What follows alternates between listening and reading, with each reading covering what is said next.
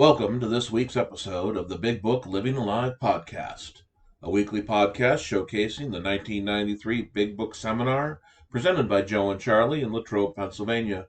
I am your host, Brad S., and I am an alcoholic. I have to admit, I didn't get it the first time I heard the promises. All these things that you're going to get. But that's the thing, they're actually results. They're things that you get after you've done the hard work, and I didn't quite understand that until a little bit later and they started happening. It's not uncommon to be in the rooms and hear people 3-4 months in, when the promises are read, they start nodding their head, and you'll hear them talking about how things have started to come true. And while the promises are simple releases from that bondage of alcohol, they're simple ways to say, hey, we're not like we were, because now we know we have to balance our checkbook so we don't bounce checks, so we have less fear of that economic insecurity. We understand the word serenity because we finally have peace, because that roaring desire, that train wreck of a drive that took me out to drink every day has quieted. So when you have someone ask you, when do I get to see the results? Maybe you can say, about the time you start understanding the promises and what they're giving us. Let's hear what Joe and Charlie have to say about this week's episode. Remember, we promised in the beginning that if you were willing, if you believed, if you decided, and if you took action, then you could expect certain results. Well, now then, we get the result of the action we've taken up to this point. Let's go to the bottom of page 83. Let's look at those promises again. So if we're painstaking about this phase of our development, we'll be amazed before we're halfway through. We're going to know a new freedom and a new happiness. We will not regret the past nor wish to shut the door on it. We will comprehend the word serenity, and we will know peace. No matter how far down the scale we've gone, we'll see how our experience can benefit others. That feeling of uselessness and self-pity will disappear. We will lose interest in selfish things and gain interest in our fellows. Self-seeking will slip away. Our whole attitude and outlook upon life will change. Fear of people and economic insecurity will leave us. We will intuitively know how to handle situations which used to baffle us. We will suddenly realize that God is doing for us what we could not do for ourselves. Are these extravagant promises? Well, we think not. They're being fulfilled among us, sometimes quickly, Spiritual experience, sometimes slowly, spiritual awakening. but they will always materialize if we work for them.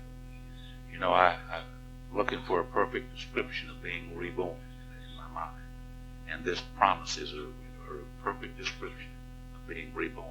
I didn't think that way when I come to Alcoholics Anonymous, and in most of these cases, these things have happened to me, and this is the way that I feel and the way that I think. I am a different person. I died over here and become something else over here, which I think God intended for us to be anyhow, is these things that you're talking about in the promises. Tremendous. There's only one stipulation on these promises. You can have them if you're willing to work for it. You know, I got in a hotel or a hospital room not long ago to visit another suffering alcoholic, and when I walked in the room, one of the AA members was standing at the side of this guy's bed reading to him out of the big book. And I said, "Oh, great, I'm glad to see you reading to him out of the book." I said, "What are you reading?" He said, "I'm reading him the promises." I said, "Did you read him what went before the promises?" He said, "No." And I said, "Well, how in the hell do you expect him to get them?" You can have the promises if you're willing to work for them. If you're willing to do the action necessary, then you can have the promises. They come after the action steps of 4, 5, 6, 7, 8, and 9. Now, I'm going to read them again.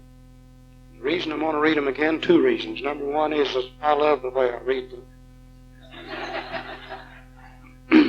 But the real reason is that I'm going to add a few words to them.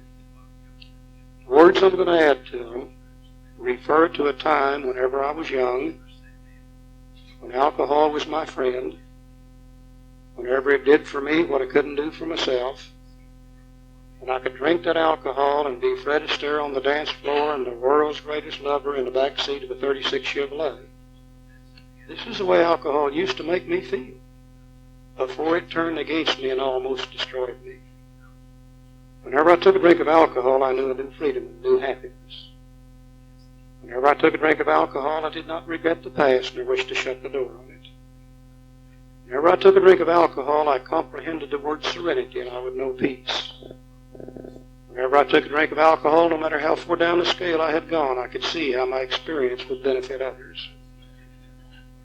Whenever I took a drink of alcohol, that feeling of uselessness and self-pity would disappear. Whenever I took a drink of alcohol, I would lose interest in selfish things and gain interest in my fellows. Whenever I took a drink of alcohol, self-seeking would slip away. Whenever I took a drink of alcohol, my whole attitude and outlook upon life would change. Whenever I took a drink of alcohol, fear of people and of economic insecurity would leave me. Whenever I took a drink of alcohol, I would intuitively know how to handle situations which used to baffle me. Whenever I took a drink of alcohol, I would suddenly realize that alcohol was doing for me what I could not do for myself. Now think about that for just a minute. You know, as a kid growing up, I was always on the outside of the crowd looking in. I always needed and wanted these feelings, but I never could get them until one day somebody gave me a drink of alcohol. And all of these things began to become a part of my life whenever I was drinking. And I loved alcohol, and it did for me the things I couldn't do for myself, and I enjoyed it, and it was my friend, and I used it for a long, long time. But one day, alcohol turned against me. And the things that I was always afraid would happen in my life now began to happen because of the alcohol itself. And I didn't know I was an alcoholic. I didn't know I would never be able to recapture these good things from alcohol. In the last 4 or 5 years of my drinking, I spent desperately trying to recapture these good feelings, not knowing I would never be able to do it, and alcohol almost destroyed me. I came to the Fellowship of Alcoholics Anonymous. You gave me a book, and in that book I found a little program. And I put the first 9 steps to work in my life, and one day I woke up to the absolute amazing knowledge that these first 9 steps were doing exactly the same thing for me that alcohol used to do for me when alcohol was my friend. Hell, no wonder I don't need to drink, because I get everything good from the first 9 steps that I ever got from alcohol, period. And the real amazing thing is this. So far, the first 9 steps have never turned against me as alcohol did. I've never been placed in jail because of the first 9 steps. Never been drugged through a divorce court because of the first 9 steps. Never vomited. Damn near did a time or two, but never really vomited because of the first 9 steps. You see, that's the miracle of Alcoholics Anonymous. That's why I don't drink. I get everything good, but none of the bad from the first 9 steps.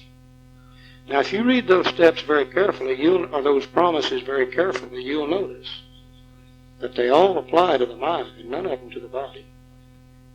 And if we've received those promises in our mind, then surely we have become entirely different people. We've probably undergone such a radical change in our personality at the end of step 9 that we have recovered from a hopeless condition of the mind and of the body. We've had a spiritual experience, a complete change in our personality by the time we're through with step 9 if we've received His promises. Now, if that's true, then why do we need to go any further? Many people will tell us that there's 3 more steps in our program, 10, 11, and 12, to be able to maintain what we've received at the end of step 9. And we don't really believe that's what they're for. There's another law that applies, a natural law that says nothing in our universe ever stays the same. Everything in this universe is in constant state of change. It's either growing or it's dying. It's progressing or it's regressing. It's going forward or it's going backwards. We've made a tremendous amount of change, a tremendous amount of spiritual growth through the first 9 steps. But to maintain that would mean to keep it as it is. And you can't keep it as it is. We're going to have to continue the spiritual growth. If we don't continue it, we're going to start slipping back. And we start slipping back, the first thing that happens is we start having trouble with people. And that backs up, and next thing you know, we get sick in our head, and we start feeling resentments and fear and anger and etc. And the next thing you know, that backs up and blocks us off from the sunlight and spirit. The next thing you know, we're drunk all over again. Let's look at the last 3 steps as growth steps more so than maintenance. Let's see if we can't find the words that show they are growth steps. Twice in the big book. Once in Bill's story and once in chapter 2, he mentions a 4th dimension of existence that they never dreamed of. We've looked at the first 3. Now let's look at another dimension of living that we never dreamed existed, period. You can't explain it. You can't understand it. You can only feel it. Let's see if maybe the last 3 steps aren't designed for that purpose. So this thought brings us to step 10. There's one thing that we did as a fellowship. We took the steps out of this book and the instruction on how to work the steps, but we took the steps out of the book and we put them on these little cards. And we also put them on the wall. And we read them at the meetings and how it works. And if you read them off the wall or off these little cards, step 10 would say, continue to take personal inventory. When we're wrong, promptly admitted it. It looks like on the surface of it that you continue to take personal inventory, and if you were wrong, you would promptly admit it. And it suggests maybe that you would do that at night. Well, that's not in the 10th step, that's in the 11th step. And Charlie and I agree together that we don't get in trouble in bed much more at night.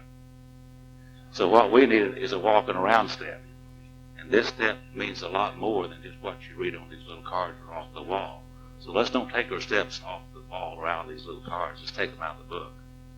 We took the steps out of the book, put them on the wall. The mistake is we left the directions on how to work them in the book. And they're not up there on the wall. And we can hardly work the steps on the wall. Let's see what the directions are for step 10. This thought brings us to step 10, which suggests we continue to take personal inventory and continue to set right any new mistakes as we go along. We vigorously commence this way of living as we cleaned up the past. We have entered the world of the Spirit. We've had a spiritual experience. We've entered the world of the Spirit. Our next function is to grow. Not to maintain, not to keep as is, but to grow. In understanding and effectiveness. Now, this is not an overnight matter. It should continue for our lifetime. Continue to watch for selfishness, dishonesty, resentment, and fear. What step did we use to look at those in the first place? Anybody remember? Step 4? Okay. When these crop up, we ask God at once to remove them. What steps did we use for that? 6 and 7, okay. We discuss them with someone immediately. And what step was that? 5, all right. And make amends quickly if we've harmed anyone. And what steps were those? 8 and 9, okay. Then we resolutely turn our thoughts to someone we can help. Love and tolerance of others is our code. In other words, step 10, done according to the way the book says, is a continual working on a daily basis for the rest of our lives. Step 4, 5, 6, 7, 8, and 9. Those are the steps that gave us the spiritual growth in the first place. I would defy anybody in this room to work step 4, 5, 6, 7, 8, and 9 on a daily basis the rest of your life and stay the way you are. You absolutely cannot do that. As you continue to watch for selfishness, dishonesty, resentment, and fear, you learn more about yourself and more about your character defects. As you ask God to take them away, they become less and less. As you discuss them with another human being, you learn more about yourself.